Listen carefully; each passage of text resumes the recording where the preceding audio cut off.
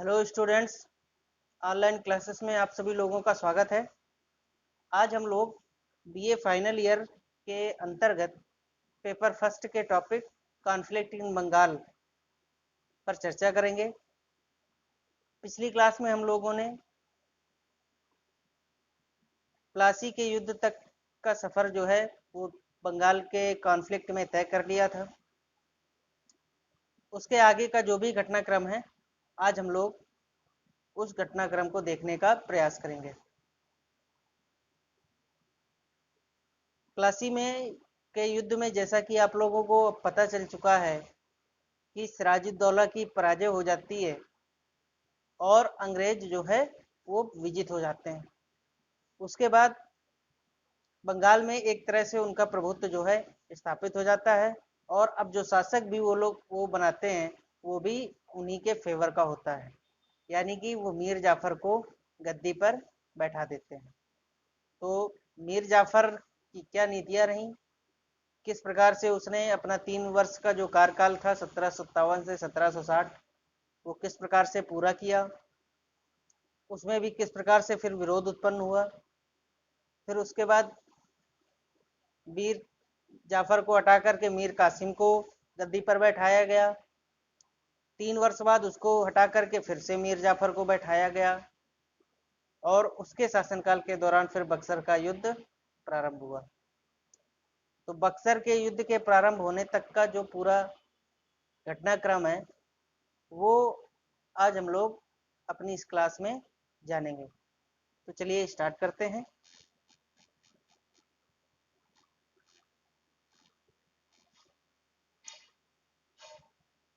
बात करते हैं मीर जाफर की।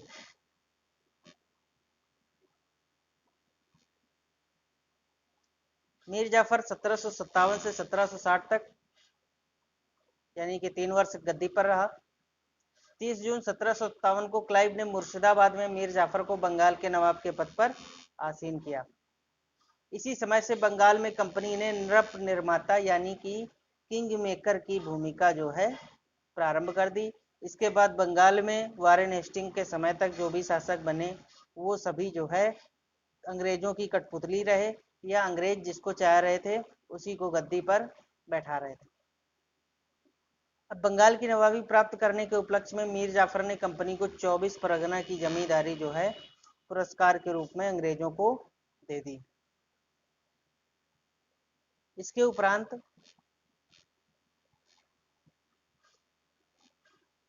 मीर जाफर ने अंग्रेजों को उनकी सेवा के बदले ढेर सारा पुरस्कार दिया। क्लाइव को उसने 2,34,000 पाउंड की व्यक्तिगत भेंट दी, ये व्यक्तिगत भेंट है याद रखना, और 50 लाख रुपया सेना तथा नाविकों को पुरस्कार के रूप में प्रदान किया। साथ ही साथ जो कि अंग्रेजों की मांग थी, बंगाल की सभी फ्रांसीसी बस्तियों को जाफर ने अंग्रेजों को सौंप दिया और बंगाल से फ्रांसीसियों का जो कब्जा है उसको समाप्त कर दिया। तो प्रारंभ में जो मीर जाफर की पूरी नीतियां रहीं वो जो है अंग्रेजों के फेवर में थी। अंग्रेज जितना कहते थे वह इतना कार्य करता था और अंग्रेजों के लिए ये एक प्रांत जो है कामधेनु की तरह हो गया था, जैसा कि बाद के इतिहासकारों ने ब्रिटिश इतिहासकारों ने इस चीज का जिक्र भी किया है कि बंगाल का प्रांत ईस्ट इंडिया कंपनी के लिए कामधेनु थी। उनको जब भी जो जितना भी चाहिए होता था वो उनको बंगाल से प्राप्त होता था। मीर जाफर एक दुर्बल, दुविधाग्रस्त, राजनीतिक और प्रशासनिक क्षमताओं से हीन व्यक्ति था। अब जब वो समझौता करके ही अपने शासक के खिलाफ षड्यंत्र करके गद्दी पर बैठा हो और उसमें भी वो अंग्रेजों की कठपुतली हो, तो नेतृत्व क्षमता होते हुए भी वो ऐसा नहीं कर सकता था, क्योंकि अंग्रेज जो है वो उसको जब चाहे वैसे मोड़ सकते थे, या ये कह लीजिए कि जो स्टेयरिंग होती है वो एक तरह से शासन की अंग्रेजों के पास थी। ड्राइवर केवल मीर जाफर था, जिसके कारण शीघ्र ही उसके शक्तिशाली हिंदू सहयोगी राजा रामनारायण और दीवान दुर्लभ राय उसके विरोधी बन गए।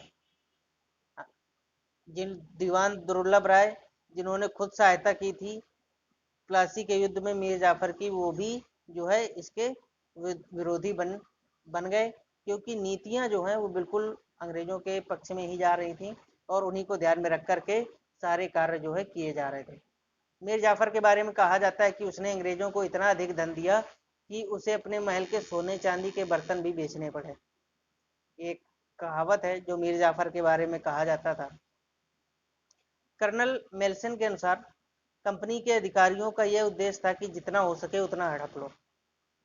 मीर जाफर को एक सोने की बोरी के रूप में इस्तेमाल करो और जब भी इच्छा हो उसमें हाथ डालो, यानी कि वही कामधेनु गाय, जब जरूरत हो तब अपना उसको धो लो और उससे अपना जो है अपनी पूर्ति करो। तो इस तरह से सारा चल रहा था सिलसिला मीर जाफर और कासिम और अंग्रेजों के बीच, जिससे कि मीर जाफर जो है धीरे धीरे करके उगता गया। उसको ये लगने लगा कि अब ऐसे काम नहीं चलेगा, उसको कुछ कड़े कदम लेने पड़ेंगे। और जैसे ही वो कड़े कदम लेना प्रारंभ करता है, तुरंत ही अंग्रेज उसको गद्दी से हटाने का प्रयास प्रारंभ कर देते हैं।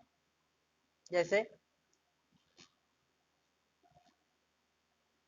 कालांतर में मीर जाफर के अंग्रेजों से संबंध अच्छे नहीं रहे, क्योंकि नवाब के प्रशासनिक कार्यों में अंग्रेजों का हस्तक्षेप अधिक बढ़ गया। साथ ही मीर जाफर ने चिंसुरा स्थित डचों के साथ अंग्रेजों के विरुद्ध षड्यंत्र करने का प्रयास किया। यानी डचों को ये सोचा कि अपनी तरफ मिला लें तो उससे क्या होगा कि हो सकता है कि अंग्रेज जो है हम अंग्रेजों को पराजित कर किया जा सके। लेकिन जैसा कि हम लोगों ने देखा था कि 1759 में बेदरा के युद्ध में डचों को अंग्रेजों ने पूर्ण रूप से परास्त कर दिया था।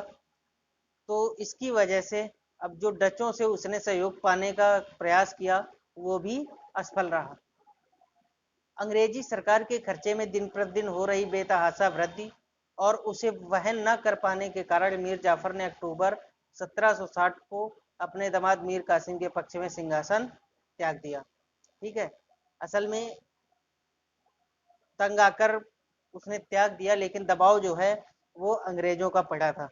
अंग्रेज पूरी तरह से प्रेशराइज कर रहे थे मीर जाफर को गद्दी त्यागने के लिए, और अगर ज़्यादा वो टाल मटोल करता तो फिर उसका अंजाम हो सकता है कि सिराजुद्दौला की तरह होता। इसलिए ऐसा सोच करके उसने मीर कासिम को जो है गद्दी सौंप दी, जो कि खुद अंग्रेजों की एक कठपुतली था। लेकिन बाद में वो अंग्रेजों की इस नीति का विरोधी हो जाता है और वो जल्दी ही अंग्रेजों को समझ जाता है और अंग्रेजों के खिलाफ जो है कार्य करना प्रारंभ कर देता है। मीर जाफर की अपेक्षा मीर कासिम ज़्यादा योग्य और सशक्त शासक साबित हुआ। मीर जाफर को कर्नल क्लाइव का गीदड़ कहा जाता था। ये एक टाइटल दिया गया था मुर्शिदाबाद में वहाँ की जनता द्वारा मीर जाफर को। मीर जाफर के शासनकाल में ही अंग्रेजों ने बांटो और राज करो की नीति को जन्म दिया। एक गुट को दूसरे गुट से लड़ाने की जो शुरुआत है वो प्रारंभ कर दी। क्लाइव के प्रति कृतज्ञता व्यक्त करते हुए मीर जाफर ने तत्कालीन मुगल बादशाह आलमगीर द्वितीय से क्लाइव को उमरा की उपाधि और 24 परगना की जमींदारी जो है प्रदान की।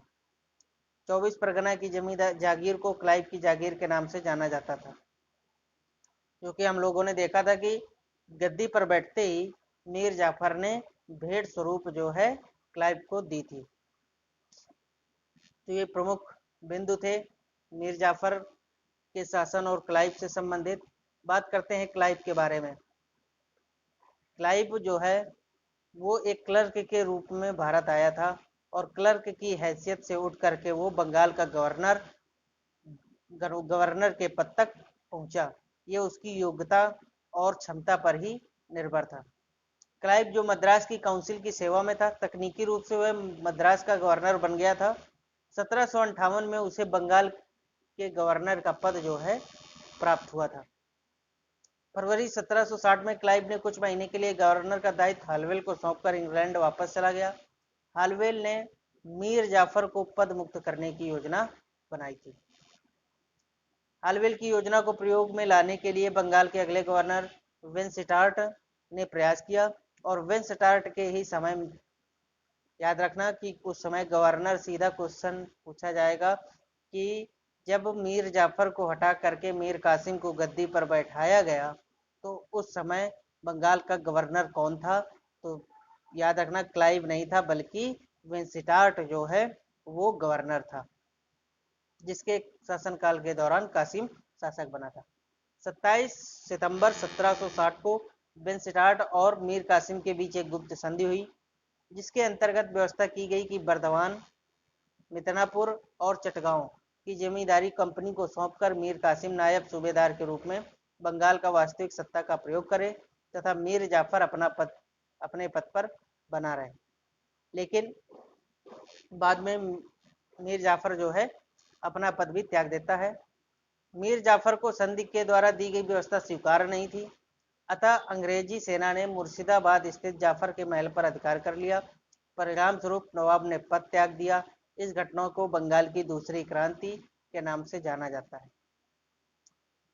अब हम लोग बात करते हैं मीर कासिम के बारे में, जिसका जो शासन था 1760 से 1765, 1765 भी नहीं कह सकते हम लोग, 63 में ही इसको हटा दिया जाता है। ठीक है, 64 में बक्सर का युद्ध लगा जाता है, उसके बाद तो इसका शासन भी खत्म हो जाता है। तो 1763 तक ही इसका शासनकाल था। 63 में मीर जाफर को फिर से गद्दी पर बैठा दिया जाता है। मीर कासिम अलीवर्दी के उत्तराधिकारियों में सर्वाधिक योग्य था। राज्यारोहण के तत्काल बाद उसे मुगल सम्राट शाह आलम द्वितीय, याद रखना, द्वारा बिहार पर 1760-61 पर आक्रमण का सामना करना पड़ा। कंपनी की सेना ने सम्राट को पराजित कर सम्राट की स्थिति को जो है दयनीय बना दिया। यानी कि इसके समय मुगल सम्राट द्वारा पहला आक्रमण किया गया, जिसको कि कंपनी की सेना के द्वारा परास्त कर दिया गया।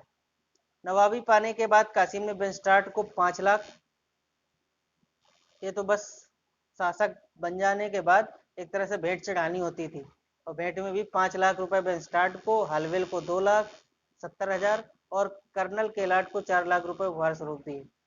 और उस समय 4 लाख और आज के 4 लाख में आप लोग अनुमान लगा सकते हैं कि कितनी बड़ी रकम जो है उपहार स्वरूप दी जाती थी। कंपनी तथा उसके अधिकारियों को भरपूर मात्रा में धन देकर मीर कासिम अंग्रेजों के हस्तक्षेप से बचने के लिए शीघ्र ही अपनी राजधानी को मुर्शिदाबाद से मुंगेर स्थानांतरित कर दिया। ये एक बहुत बड़ी उसने चाल चली अंग्रेजों के हस्तक्षेप से बचने के लिए, क्योंकि मुर्शिदाबाद अभी तक राजधानी थी और मुर्शिदाबाद में जो है अंग्रेजों का हस्तक्षेप बहुत ज़्यादा बढ़ गया था।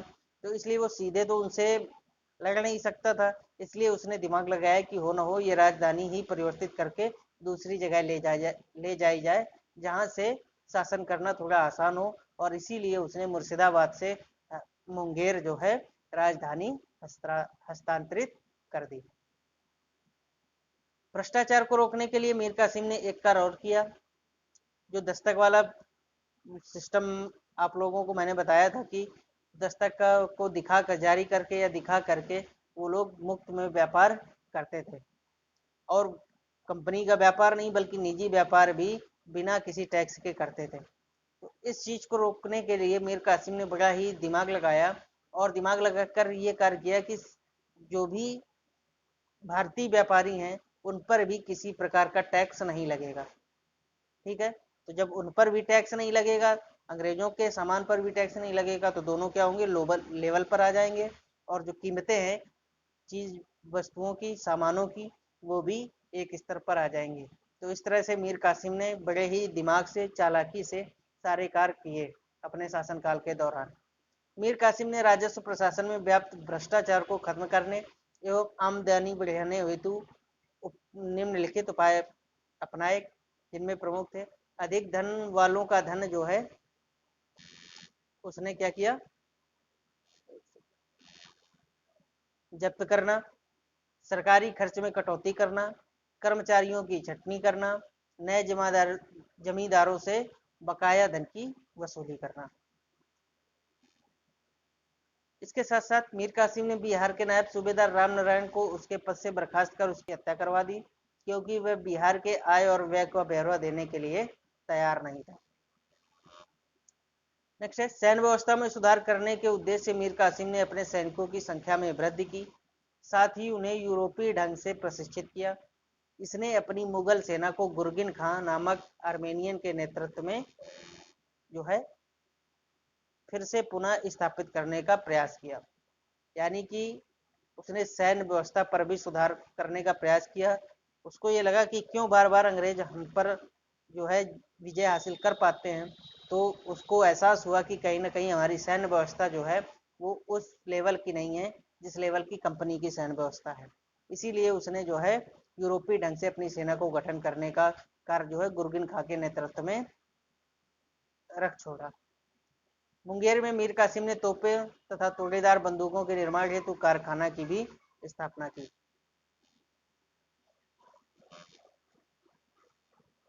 1717 में मुगल बादशाह द्वारा प्रदत्त व्यापारिक फरमान का इस समय बंगाल में दुरुपयोग देखकर नवाब का मीर कासिम ने आंतरिक व्यापार पर सभी प्रकार के शुल्कों की वसूली बंद कर दी।